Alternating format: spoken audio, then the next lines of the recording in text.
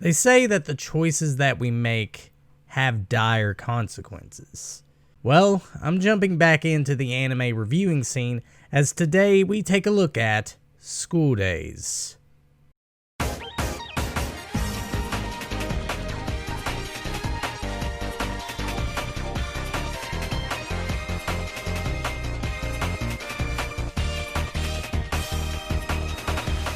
Based on the popular visual novel by Overflow, School Days was adapted by the studio called T&K, who are best known for this anime and another show I really enjoy called High School DxD. Yet what really fascinates me about School Days isn't the studio that made it, rather the director Kitaro Motonaga, and the fact that he has gone on to direct some really good animes such as Katanagatari, Jormungand, and Date Alive, which those shows are a huge contrast from School Days. So given the fact and everything I've come to know about this anime, it should come to no surprise that I actually enjoy being critical of this anime, because it is without a doubt, no questions asked, one of the worst animes I have ever had the displeasure of watching.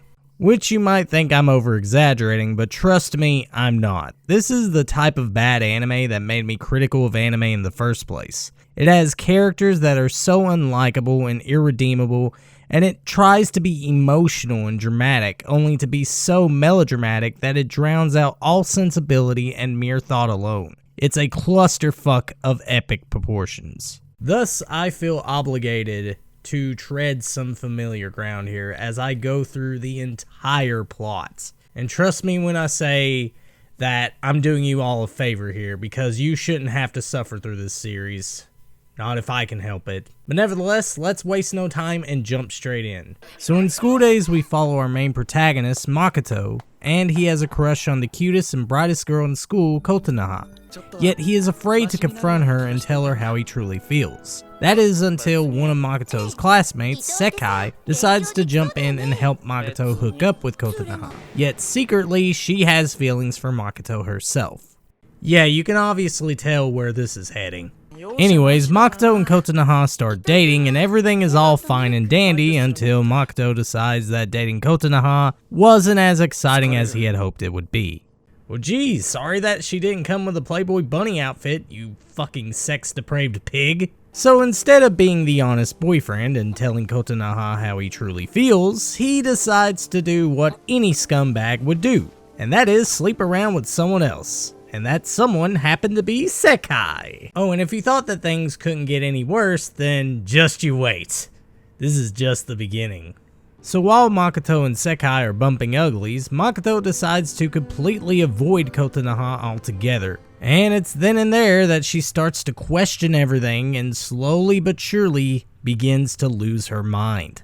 And Kotonoha was just this cute, innocent, shy girl, only to turn into this broken and desperate girl who will do anything and everything to make sure that she keeps Makoto, despite all the shit that he's put her through. I really feel bad for this character, and she's the only character that I feel sorry for in this series.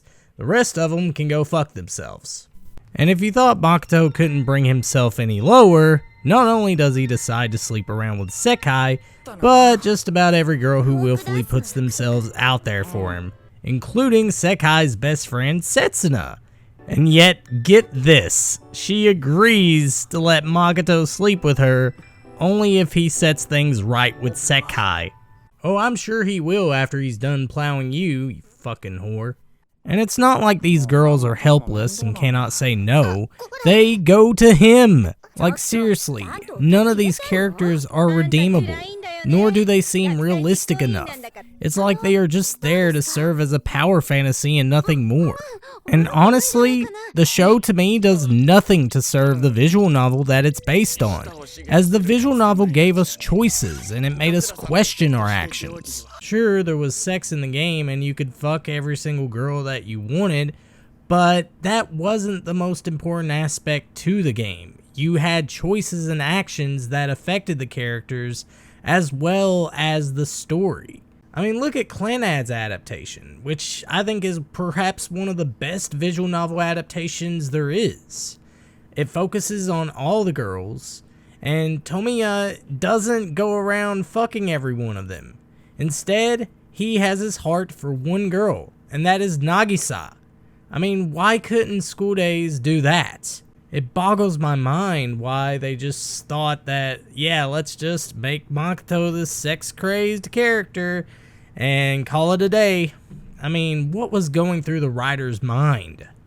And fine, if you want to argue that the anime was made to show us what happens when Makoto makes all these bad decisions, yet why would the creators of the show force us to endure 12 grueling episodes just to see some horny teenager's quest in pillaging every pussy he can get his dick into, only to reach the much inevitable ending? And speaking of the ending, oh, we're getting there. Don't you worry. Anyways, moving on to the festival. Jesus Christ, do I really have to talk about this? Fuck. It is during the festival that Makoto and Sekai are seen dancing in front of a bonfire while Kotonoha is in the storage closet getting raped. And this is why I fucking hate this anime and why I despise Makoto as a character. Yet you want to know something? This ain't even the worst thing about this series. And you're probably asking, what's worse than rape?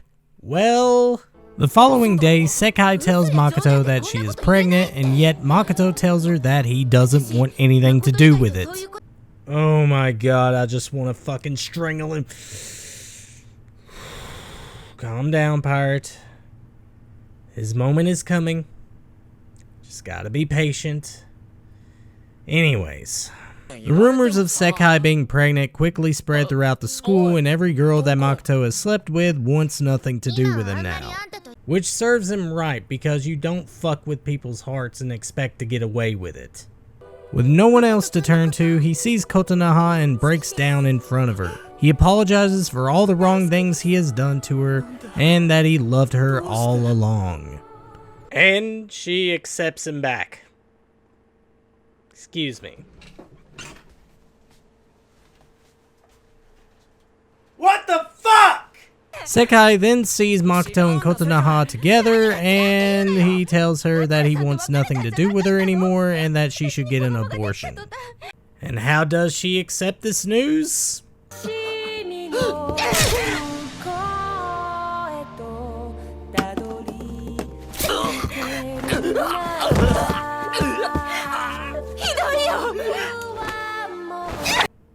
Yeah, she kills him. And it's satisfying, because he deserves it. In all seriousness, if you want to talk about one of the most despisable male characters in all of anime, Makoto would probably be on top of that list. And rightfully so. He's unlikable, bland, and just every time I see him on the screen, I just want to punch him in the fucking face. He mentally breaks people down and takes advantage of them for his own sick pleasures. And it's when you see him get what he rightfully deserves, you don't feel sorry for him. Instead, you feel rejoice when you see him get brutally murdered like that. Which the old saying rings true. Hell hath no fury like a woman scorned. Also, a funny thing I should mention is the fact that when this episode aired, they had to censor it due to actual murders going on at the time. Instead of getting a brutal scene of Makoto getting stabbed repeatedly, we get this nice scenery with a boat floating by, which would become the iconic nice boat meme. And it's such a nice scene. I mean, why couldn't the show be all about nice boats? I mean, I would watch that. I'd rather watch that than this crap. Anyways, let's talk about the last scene. After Sekai kills Makoto, Kotonoha comes into Makoto's apartment and discovers his lifeless body. She then uses his cell phone and messages Sekai to meet her. Sekai then meets Kotonoha on top of the school roof, where it all began. Sorry, instinct. Kotonoha believes that Sekai lied about her pregnancy and hopes to keep Makoto for herself. Sekai denies Kotonoha's assertions and tells her that she wants to be Makoto's girlfriend too. Then why the fuck did you kill him? I mean, that kinda seems pointless now, don't you think? Which Kotonoha then tells her to look in the bag. Sekai looks in the bag only to see Makoto's severed head, which Kotonoha then proceeds to kill Sekai by slicing open her stomach. She confirms her suspicions that Sekai was in fact not pregnant. Well, no shit, you're not gonna find anything inside of her stomach because the fetus hasn't even developed yet. So how in the hell would you know if she's pregnant or not? But then again, it's anime, so I guess logic doesn't really apply here. Not that it actually did. Then the series ends with Kotonoha on a nice boat with Makoto's severed head as the series fades to black. Thank God it's finally over. Now I can make a stupid, pointless video about it. If there's one thing to learn from School Days, it's that lust and corruption can lead down a destructive path. Which I will hand it to School Days, it does manage to invoke emotions out of you. Mostly rage, depression, and confusion, but emotions no less. Yet the series is supposed to be a gateway for those who haven't experienced the visual novel, which, believe it or not, the visual novel is well worth your time, and you get much more out of the characters and plot. But regardless, the anime is terrible in just about every single aspect. The story is nothing more than melodramatic for the sake of rage, confusion, and deep regret, which is exactly what I felt after watching this again. The characters are really stupid, especially the female characters who are made to be like complete and total sluts. So really there's no reason for you to watch this show unless you like watching train wrecks. And trust me, School Days is the ultimate train wreck. But nevertheless, that's really all I have to say about School Days. Thank God I'm done with it, and I don't have to talk about it ever again. But I'm curious what other anime I should review next. Let me know in the comments section, and I'll see what I can cook up for you guys. Anyways, this has been Pirate Canvas, and if you'll excuse me, I'm going to finish reading some Berserk.